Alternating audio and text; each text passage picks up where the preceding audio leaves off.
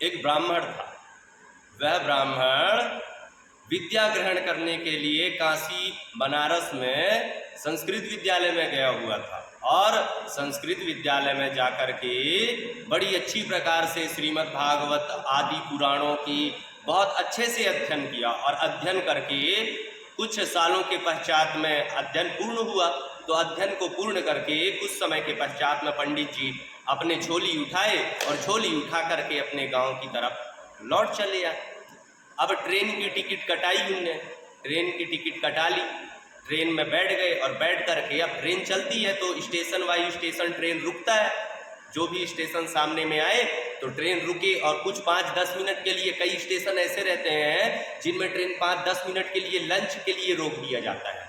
तो एक जगह में 5 मिनट 10 मिनट के लिए ट्रेन रुका तो वहीं पे महाराज जी को लगी थी बड़ी जोर की भूख। महाराज जी गए एक दुकान में। अब एक दुकान में गए और जाकर के अच्छे अच्छे खाने की पदार्थ खरीदे और जैसे ही जेब में हाथ डाले तो महाराज जी का जेब कटा। अरे भाई, अब महाराज जी का जेब कटा, पूरे महाराज जी ने खोज डाला, खोज के देखा कहीं भी नहीं दिखा।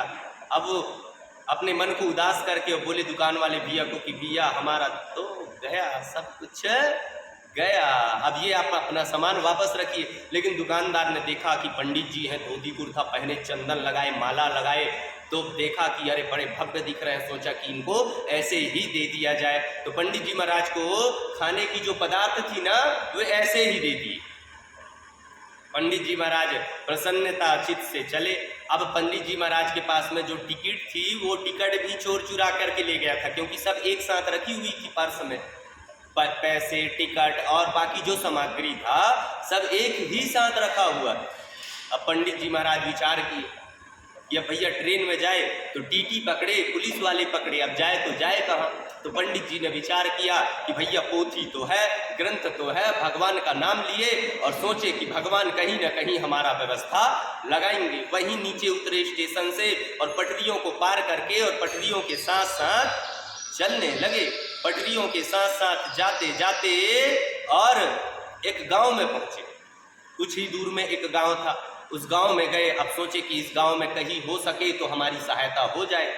गांव में जाकर के और गांव वालों से पूछा कि इस गांव में ब्राह्मण का घर कौन सा है, क्योंकि ब्राह्मण की मदद करता है ना। यानी जाति, आजकल ना जाति का इतना ज्यादा वो चल गया है प्रथा जिसकी कोई सीमा नहीं है। हम इस जाति के हैं, हम जाति के हैं तो हमारी जाति वालों को ही करेंगे। तो उस समय भी ब्राह्मण देव ने सोचा कि मेरे जाति वाले ब्राह्मण है, मेरी जाति वाले ब्राह्मण है तो मेरा मदद जरूर करेगा। इसलिए ब्राह्मण का घर पूछ करके और ब्राह्मण के घर में चले गए। अब ब्राह्मण के घर में जाकर के और जोर से चिल्लाए जय श्री राम। ब्राह्मण देवता बाहर में बैठे हुए थे, कुछ कर रहे थे। ब्राह्मण देवता ने ध्यान नहीं दिया, जोड़ जोड़ के चिल्लाए जय श्री राम, जय श्री राम। लेकिन ब्राह्मण ने कुछ भी ध्यान नहीं दिया। फिर अब भाई मतलब तो इनको थी, क्योंकि इनके पास में कुछ था नहीं और इनको पहुंचनी थी घर, इसलिए भैया बार बार चिल्लाए। लेकिन जो ब्राह्मण का घर था, ब्राह्मण में यानी घर में जो ब्राह्मण थे वे बिल्कुल नहीं सुने, चिल्लाते गए। अब जाकर के अंदर प्रवेश कर गए सीधा ब्राह्मण और पास में जाकर के बोले कि जय श्री राम। तब उन्होंने बोला कि जय श्री राम। अब अच्छे स्वर से बोले कि तुम कौन हो और तुम कैसे घुसा रहा है मेरे घर में, भागो यहाँ से।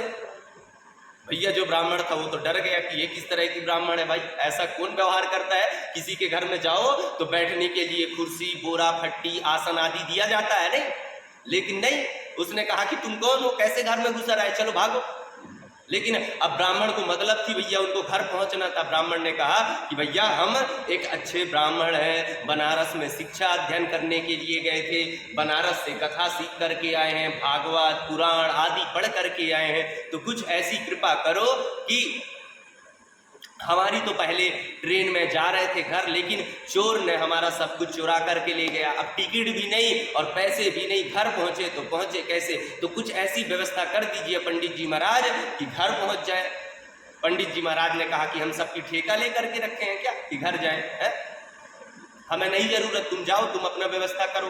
फिर बार बार आग्रह करने के बाद में पंडित जी महाराज ने कहा कि भैया तुम कुछ नहीं कर सकते तो किसी से कुछ करवा दीजिए, यहाँ को लोगों को बोलिए और हम उन्हें भागवत की कथा सुना देते हैं, और भागवत की कथा सुना देते हैं तो जो दक्षिणा वे देंगे उसी दक्षिणा से हम घर चले जाएंगे। बार बार आग्रह करने पर पंडित जी महाराज माने और कहे कि तुम रुको यहाँ, हम गांव के गौठिया से, जो गांव का जमींदार रहता है, गौठिया रहता है ना, उससे बात करके आते हैं। करके बोले मान गए तो बुला लेंगे, और नहीं माने तो भैया यहीं से लौट करके चले जाना।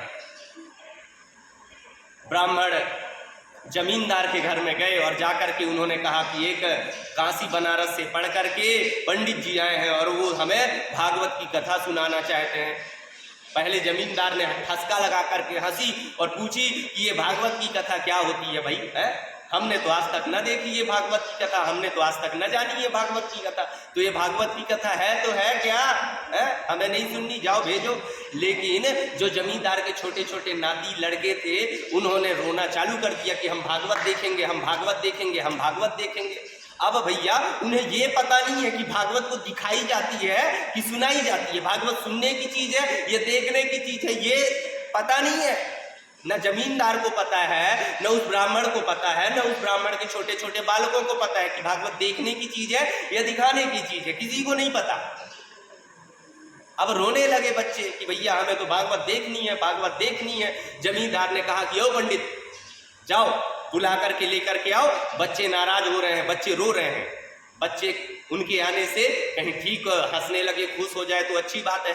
अब पंडित जी जाकर के बुला करके ले आए। अब पता चला कुछ लोगों को कि जमींदार के यहाँ कोई पंडित जी आया है और वो भागवत दिखाएगा। अरे भाई भागवत दिखाए, भागवत देखने की चीज है क्या? भागवत सुनने की चीज है। लेकिन उनको पता ही नहीं है कि भागवत देखने की चीज है। उन सबको ऐसा लग रहा है, पूरे गांव को, आदमियों को ऐसा लग रहा है कि भागवत देखने की चीज है। अब बाहर में एक पत्थर था, जैसे यहाँ मंच बना रहता है ना, उसी प्रकार एक पत्थर रखा हुआ था। उसी पत्थर पे जाकर के पंडित जी महाराज बैठ गए। अब जाकर के बैठ करके पोथी पुराण खोल करके और मंगलाचरण करना चालू कर दिए। लोग आकर के बैठना चालू हो गए कि अब भागवत देखने को मिलेगी, तब भागवत देखने को मिलेगी। सब कोई बैठ करके एक टक लगाए देख रहे हैं कि पंडित जी, अब उन्हें लग रहा है कि भागवत कोई जादू है, कोई दिखाने की चीज है जिससे कुछ जादू होगा, कुछ जादू, कुछ निकलेगा, कुछ बनेगा। इस प्रकार से सोच है वहां के आदमियों को, इस प्रकार से सोच रहे हैं वहां के आदमी कि ये इसमें कुछ जादू है।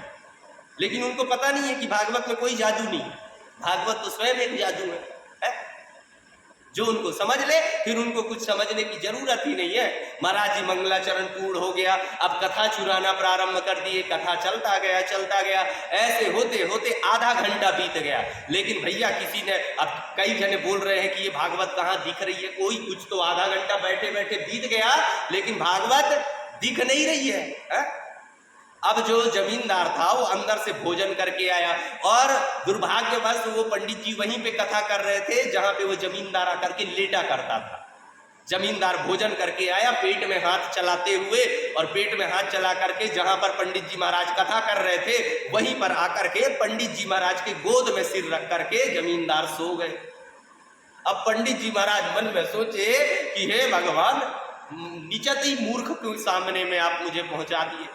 लेकिन पंडित जी करे तो क्या, पंडित जी मजबूर है, उन्हें घर पहुंचना है, उनके पास कुछ है नहीं। अब पंडित जी सोचे कि चलो भैया सो गया तो सो गया।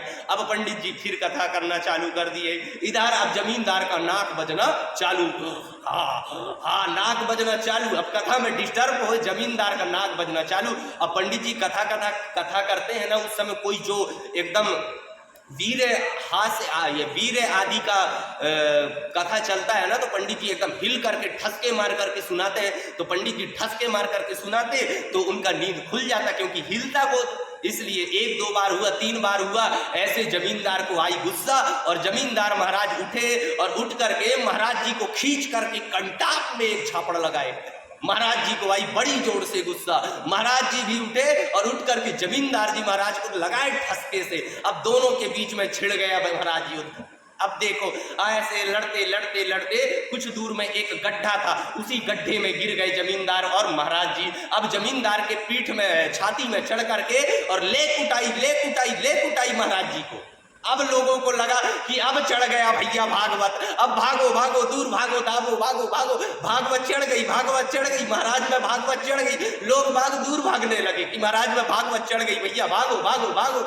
अब जमींदार के ऊपर चढ़ के और ले घूसा। महाराज की आई टेंशन, भैया सबसे पहले तो मूर्ख लोग, पता नहीं है भागवत क्या है, कितनी इज्जत से भागवत कथा सुनी जाती है। लोग भागने लगे, लोगों को लगा कि ये भागवत चढ़ गया महाराज के ऊपर और अगर हमें पकड़ लिए तो हमारा खैर नहीं है। लोग भागे। अब महाराज जी सोचे भैया कि अब कोई छुड़वावे ना आए तो छोड़े कैसे है। तो जमींदार की जो पत्नी थी वे आई और आकर के विनती की कि महाराज जी छोड़ दीजिए, ऐसे ही कुटाई चालू रखे तो हमारे पति तो गोविंदा नवो नमा हो जाएंगे। तब देवी जी ने प्रार्थना की और प्रार्थना करने पर जब महाराज जी प्रसन्न हुए तो जाकर के महाराज जी ने कहा कि जो तुम्हारे पति का प्राण तुम्हें छोड़ना है तो चाहिए 1000 रुपये, 1000 रुपये ला के दो तो तुम्हारे पति के प्राण हम छोड़ देंगे, अन्यथा छोड़ने वाले नहीं हैं। गौठिया की जो पत्नी थी वे दौड़ते हुए घर के अंदर गई और घर के अंदर जाकर के तुरंत 1000 रुपये ला करके और दी। तब जाकर के महाराज जी ने छोड़ा।